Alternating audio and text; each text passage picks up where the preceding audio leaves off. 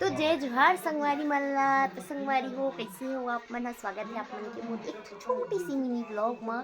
तो संगवारी हो मैं इतना रात कन का करत हो, मतलब रात के 11 बज चुके हैं। अब इतना रेंग रेंग के थक चुके मैं का बताऊँ का। मोर बैग इतना पैक है, मैं आप मन दिखाता हूँ। देख सकते हो संगवारी इतना सारा लगेज, एक दो तीन मतलब ये 3% बस के लगेज हरी इतना सारा है। तो आप मन सोच सकते हो हमन 16 जन होथन, तो 16 जन के कितना ज़्यादा लगेज होही। इंसानियत ज़्यादा हन तो लगेज तो रहना है। तो हमन कल कहीं जात हन घूमे बर संगवारी, आप मन आगे ब्लॉग में देखे बर मिली।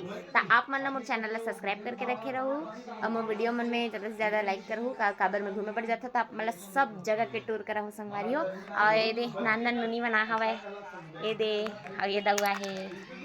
सब जन जात हन ता अभी जाना है तो सुबह निकलना है संगवारी को। मतलब 6 बजे हम मन के ट्रेन हवे। तो फिर मिलते हैं आप मन से नेक्स्ट ब्लॉग में, और आप मन हा कंटिन्यू बने रहो ब्लॉग में।